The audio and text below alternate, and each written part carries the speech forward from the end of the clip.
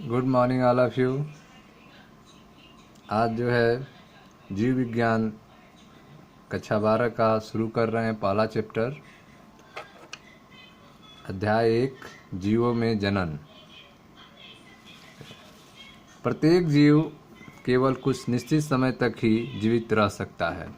जैसा कि आप सभी लोग जानते हैं कि इस पृथ्वी पर जो भी जीव पैदा होता है उसकी आयु फिक्स होती है और एक निश्चित समय तक ही वो जिंदा रहता है, उसकी बाद उसकी मृत्यु हो जाती है। ठीक है, तो जीव के जन्म से लेकर उसकी प्राकृतिक मृत्यु तक का यह काल उस जीव की जीवन अवधि कहलाती है। ठीक है, तो आप देख रहे हैं जीव की जीवन अवधि क्या होती है, लाइफ स्पेन क्या होता है। तो जीव के जन्म से लेकर उसकी प्राकृतिक मृत्यु तक, तो जन्म से लेकर प्राकृतिक मृत्यु तक का समय जो टाइम पीरियड होगा, नेचुरल डेथ की बात कही जा रही है, प्राकृतिक रूप से, एक्सीडेंट के द्वारा नहीं। ठीक है, तो जीव के जन्म से उसकी प्राकृतिक मृत्यु तक का काल उस जीव की जीवन अवधि के रूप में निरूपित की जाती है। ठीक है, तो आपने देखा कि प्रत्येक जीव केवल कुछ निश्चित समय तक ही जीवित रह सकता है और जीव के जन्म से लेकर उसकी प्राकृतिक मृत्यु तक का समय उस जीव का जीवन अवधि कहलाती है। ठीक है, अब आइए हम लोग देखते हैं पहले फिगर, चित्र 1.1 में कुछ जीवों के जीवन अवधि दिखाई गई है। ठीक है, यहाँ पे 1.1 है यह आपका चित्र 1.1, कुछ जीवों की अनुमानित जीवन अवधि। देखें यहाँ पे ध्यान से, आप देख रहे हैं कि फिगर में सबसे ऊपर हाथी की जीवन अवधि कितनी होती है, 60 से 70 साल। 60 से 70 साल तक हाथी जिंदा रहती है, प्राकृतिक नेचुरल। अब आप देखो गुलाब जो है 10 साल तक इसका है, 10 ईयर। कुत्ता जो है 10 से 13 साल। ठीक है, तितली 1 से 2 हफ्ते। कौवा जो है आपका 15 वर्ष, कौवा 15 वर्ष। तोता आप देखो 140 वर्ष, 40 वर्ष। गाय जो है 18 से 22 साल तक। केला जो है 25 साल तक, 25 ईयर। ठीक है, मगरमच्छ आप देखें, मगरमच्छ कितने साल तक, 60 वर्ष तक, मगरमच्छ 60 वर्ष तक। घोड़ा जो है 25 से 30 वर्ष तक। फल मक्खी 40 से 50 दिन तक। ठीक है, उसके बाद कछुआ जो है 100 से 150 वर्ष तक। ठीक है, बरगद का पेड़ आप देख रहे हैं जो 200 से 500 साल तक, यहाँ तक कभी कभी 1000 साल तक भी बरगद जो है जिंदा रहता है। ठीक है, तो अगर इस चार्ट को आप ध्यान से देखें तो आप देख रहे हैं कि प्रत्येक जीव की जो जीवन अवधि है वह अलग अलग है। ठीक है, मच्छर 24 घंटे।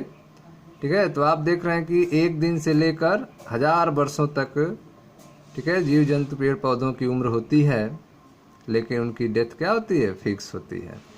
साइज की बात की जाए, साइज से क्या जीवन अवधि का कोई संबंध है, तो आप देखें कौवा और तोता को, दोनों की साइज लगभग समान ही होती है।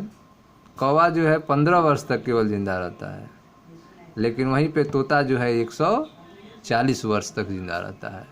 तो आप देख रहे हैं कि जो जीवन अवधि है उसके साइज से कोई मतलब नहीं है, उससे कोई कंपेयर नहीं है। साइज छोटी हो या बड़ी हो, उससे जीवन अवधि का कोई मतलब नहीं है। ठीक है, अब आप देखो आगे पढ़ते हैं हम लोग। तो आपने चित्र 1.1 देखा में कुछ जीवों के जीवन अवधि दिखाई गई है। बहुत से अन्य जीवों के चित्र प्रस्तुत किए गए हैं। इन चित्रों को देखकर उनके बारे में पता लगाइए।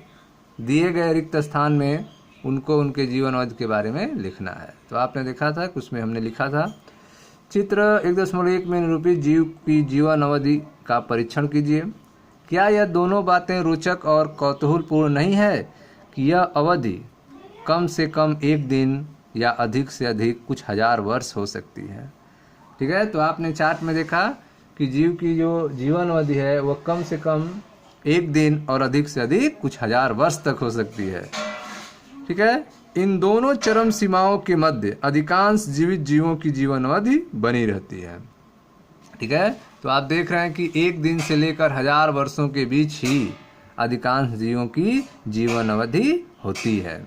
ठीक है, आप शायद इस बात पर ध्यान देंगे कि किसी जीव की जीवन अवधि का आवश्यक रूप से आकार साइज से संबंध नहीं है। तो यह भी आपने चार्ट में देखा था कि जो जीव है उसकी जीवन अवधि का संबंध जो है उसके साइज से नहीं है। जैसे कौवा और तोता के आकार में कोई अंतर नहीं होता है, कौवा और तोता के आकार में कोई अंतर नहीं होता है, फिर भी इन दोनों के जीवन अवधि में बहुत अंतर होता है।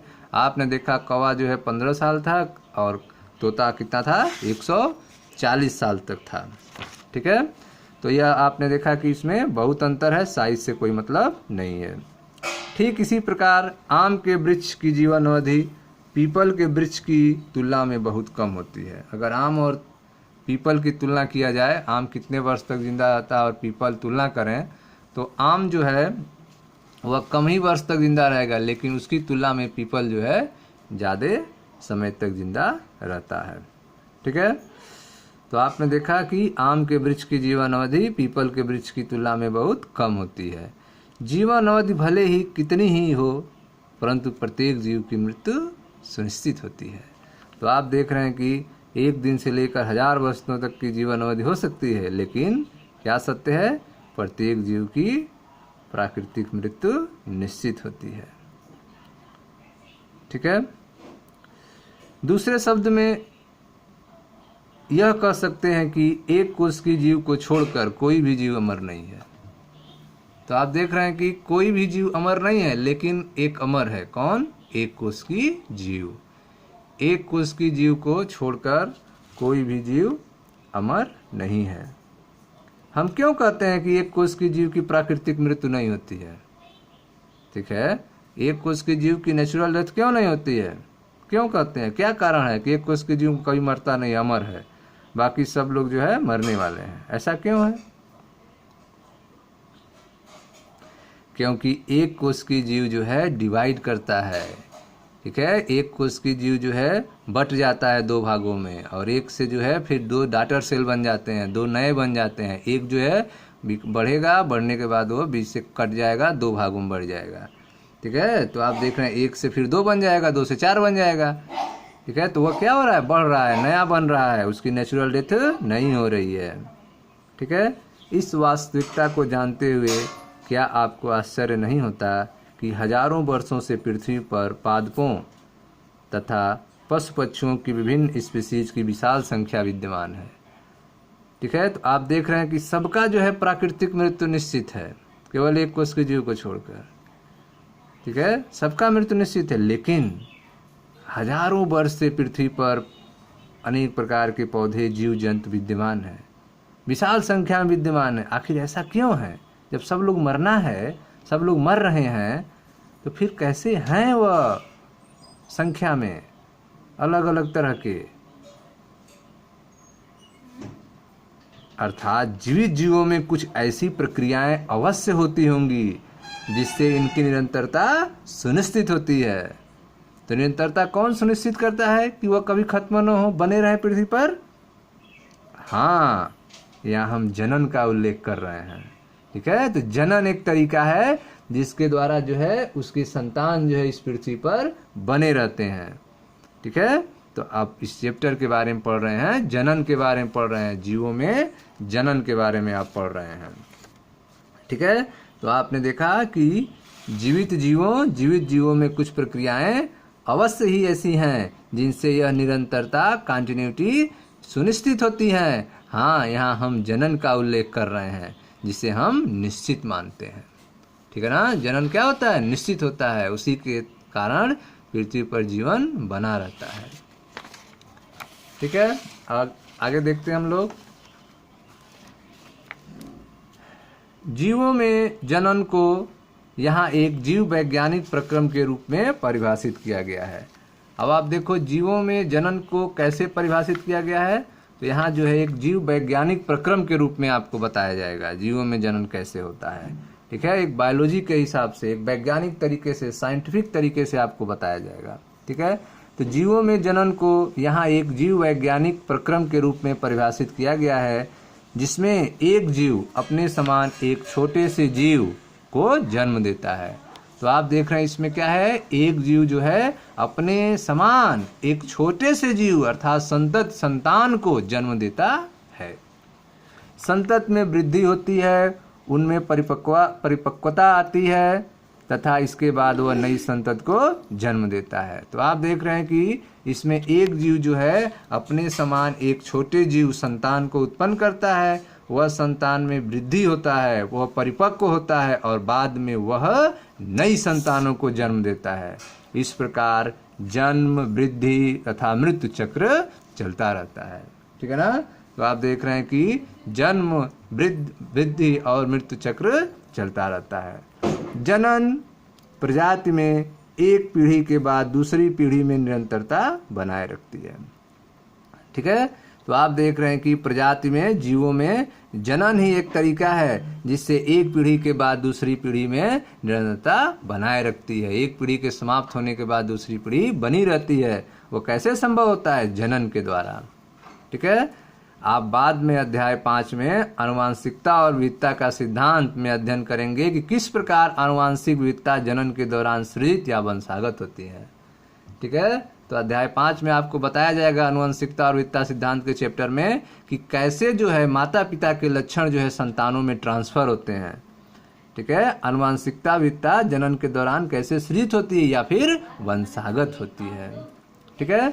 जीव वैज्ञानिक संसार में व्यापक विविधता पाई जाती है। ठीक है। जीव वैज्ञानिक संसार में व्यापक विविधता पाई जाती है, बायोडाइवर्सिटी पाई जाती है, अलग अलग तरह के लोग पाए जाते हैं, पेड़ पौधे पाए जाते हैं तथा प्रत्येक जीव अपने को बहुगुणित करने तथा संतत उत्पन्न करने के लिए अपनी ही विधि विकसित करता है।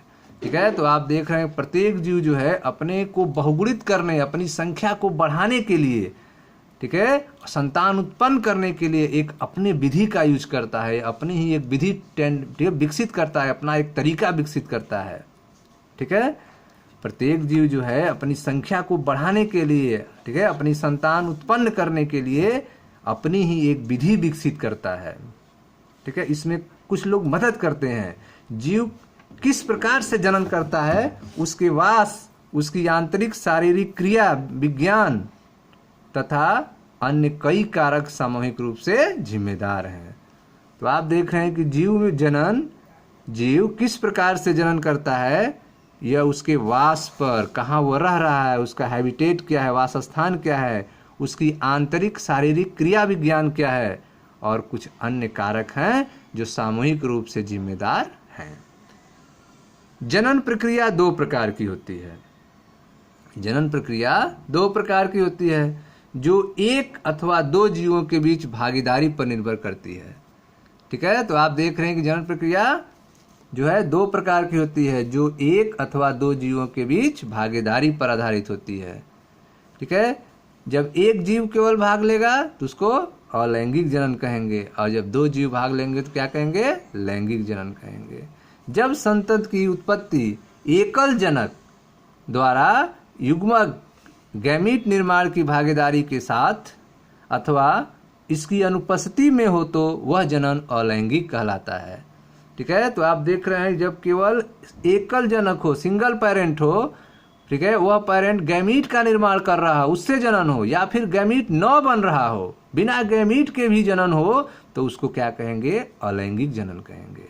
और जब दो जनक विपरीत लिंग वाले जनन प्रक्रिया में भाग लेंगे तथा नर और मादा युग्मक गैमीट बनाएंगे और उनके आपस में मिलने से, गैमीट के आपस में मिलने से, युग्मन से नया संतान बनेगा तो उसको लैंगिक जनन कहते हैं। ठीक है। तो आप देख रहे हैं अलैंगिक जनन और लैंगिक जनन। अब जो है इसको आपको विस्तृत पढ़ना है, अलैंगिक जनन क्या होता है और लैंगिक जनन क्या होता है। ठीक है। उसको अगले वीडियो में पढ़ाएंगे। ठीक है। तब तक के लिए धन्यवाद। चैनल को सब्सक्राइब करें, लाइक करें एंड शेयर करें। धन्यवाद।